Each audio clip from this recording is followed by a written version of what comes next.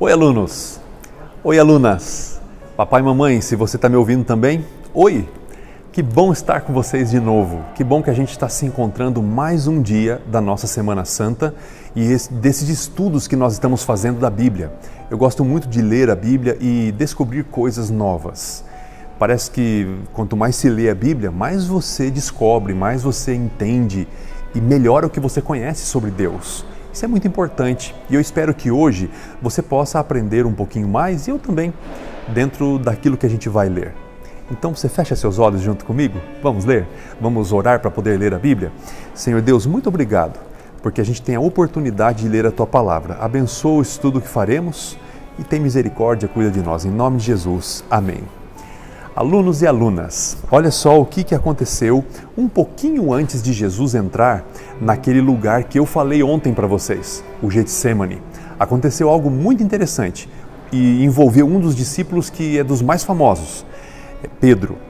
Então veja, a Bíblia diz assim que, então Jesus disse assim para eles, todos vocês vão se escandalizar. Está escrito isso. Eu ferirei o pastor e as ovelhas ficam todas dispersas, perdidas. Mas, depois da minha ressurreição, Jesus continuou, né? Ele está falando ele agora, ele não está mais citando a Bíblia, ele está agora ele falando. Depois da minha ressurreição, eu irei antes do que vocês para Galileia. Ele disse que chegaria lá antes.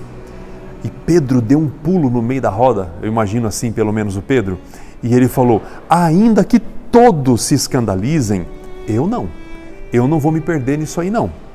Jamais, o Pedro falou.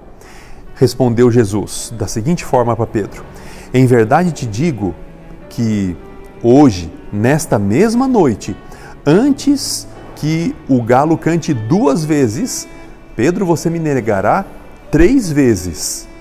Mas ele insistia com mais veemência ainda que me seja necessário morrer contigo, de nenhum modo te negarei. Assim disseram todos. Olha, eu acho muito interessante pensar nisso aqui. O Pedro era o cara que puxava a fila, mas você percebeu que todo mundo falou a mesma coisa? Todo mundo falou, nós também não te negaremos. Assim o texto termina, né? Então tem fatos aqui, tem acontecimentos que estão aqui escritos, que fazem parte daquilo que a gente já está acostumado a saber sobre a Bíblia, e tem esse detalhe que eu acabei de contar para você, que nos ajuda a entender que os discípulos todos estavam, eles estavam muito assim com a mente fora da casinha, como se diz.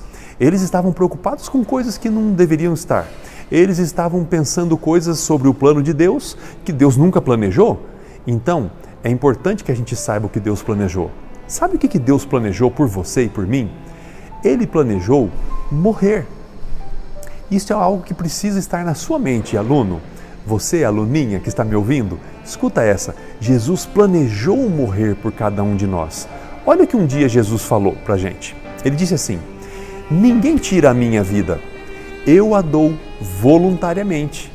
Portanto, quando chegou a hora de Jesus morrer, não foram os romanos que levaram, não foram os discípulos que traíram, não foram os sacerdotes que fizeram isto ou aquilo para prender Jesus. Nada disso. Jesus mesmo foi lá porque ele queria morrer. Sabe por quê? Porque ele queria dar a vida por você e por mim, por nós. Se ele não tivesse feito isto, alunos, nós não teríamos salvação. Fica ciente disso. Então, Jesus, ele deu a vida dele por nós, porque ele quis fazer assim. Eu fico muito preocupado quando eu vejo pessoas que, se pudessem, elas teriam salvado Jesus daquilo que aconteceu. Eu acho que não precisava ter feito todo aquele, as chicotadas, bater na cabeça de Jesus como bateram, está escrito na Bíblia. Cuspir nele como cuspiram, não precisava de tudo isto, mas sabe, Jesus tinha que morrer, porque quando ele morresse, ele pagaria o preço do pecado, tanto o meu quanto o seu, e assim a gente pode ter salvação. Agora, no meio disso tudo, nós não vamos nos comparar com Jesus, né? Mas com os discípulos, a gente acho que até deveria se comparar.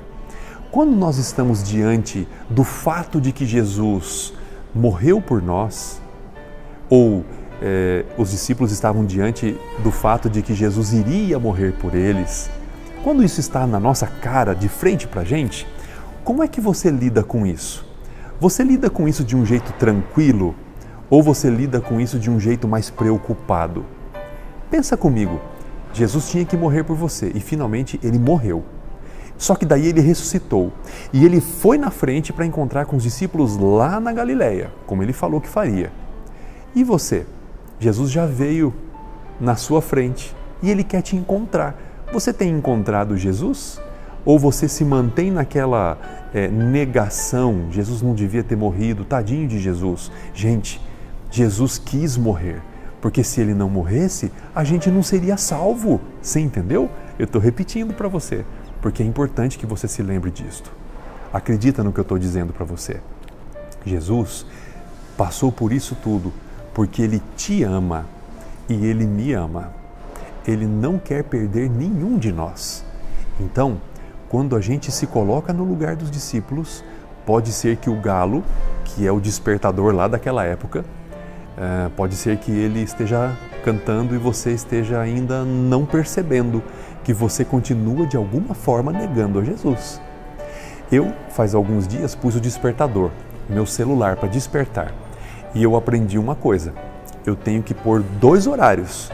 Por exemplo, se eu quero acordar às 6, eu tenho que colocar 15 para 6 e depois também às 6, 2 horários.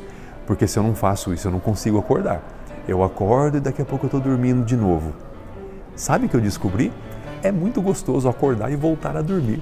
Eu já cheguei até a fazer isso na minha vida. Eu acordava de propósito mais cedo para poder voltar a dormir. E que gostoso que é voltar a dormir, como é bom aquilo.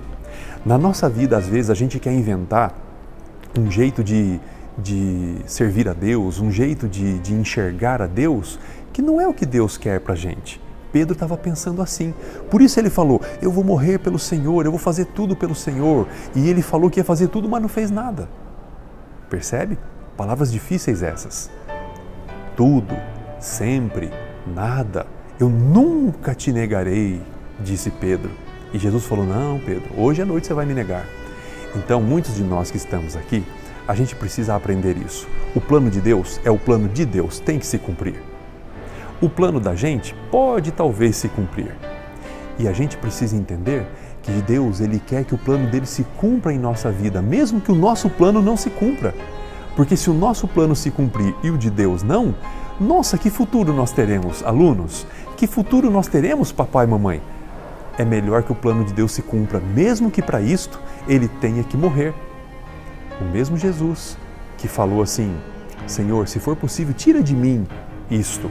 Não deixa acontecer nada comigo. Ele também falou assim, mas se for preciso que aconteça, que eu morra, afasta de mim esse cálice, mas se for preciso, eu bebo este cálice. Por quê? Porque este é o plano de Deus. Veja como Jesus era. Veja a mente de Jesus como funcionava. E a nossa mente às vezes funciona assim, igual a de Pedro. Eu nunca vou fazer tal coisa. Eu faço exatamente aquilo que eu disse que eu não ia fazer. Eu jamais irei te trair, Senhor. E a gente trai a Deus de tantas formas. Pedro estava ali. Jesus não pediu para Pedro defender a Jesus. Ele não falou, Pedro, me defende. Mas Pedro saiu defendendo, você percebe? Pedro não queria que Jesus fosse morrer. Mas e ele pegou aquela espada e foi lá e quase matou um sujeito por causa disso. Porque Jesus ia ser preso naquele momento. Você está entendendo como que a mente de Pedro e dos discípulos estava funcionando? É a mente de nós, seres humanos. Então, hoje, alunos, eu quero que vocês pensem comigo assim. Tem a mente de Deus e tem a nossa. E a Bíblia fala assim que seria bom se a gente tivesse a mente de Jesus. Então, o convite de Deus hoje, nessa Páscoa, é que você tenha a mente de Jesus. Por favor, deixa Deus mudar sua mente para que você entenda o mundo como Deus entende. Procure entender o que está acontecendo no mundo. Eu entendo que Jesus está voltando e não vai demorar. Você está preparado para isto? Está lendo a Bíblia? Compreendendo aquilo que está aqui escrito? Você está percebendo os sinais que estão pertinho de nós? Alunos, eu quero muito neste momento orar por você, para que você não seja me perdoe a expressão, mas para que você não seja cabeça dura como os discípulos foram, e tão arrojado em prometer coisas que você não está muito disposto a cumprir, mas que você também não tenha medo de prometer aquilo que você é capaz de cumprir. Deus tem poder para isso, para te ajudar. E eu quero que esse poder chegue até você. Você está pronto? Então vamos orar. Fecha teus olhos. Senhor Deus, os alunos estão me ouvindo agora e as alunas também, seus papais e mamães possivelmente, em algum momento irão ouvir também esta mensagem. Então, eu peço que o Senhor os ajude e me ajude para que quando chegar o momento de nós termos uma decisão firme, nós não vacilemos. E para que quando chegar o momento de agirmos conforme nós decidimos, que nós também não vacilemos. Dá esta coragem, este poder, este espírito, dê esta motivação para cada um de nós. Eu te peço em nome de Jesus. Amém. Alunos, Deus abençoe muito vocês. A gente se vê amanhã, tá bom? Um grande abraço. Até mais. Tchau.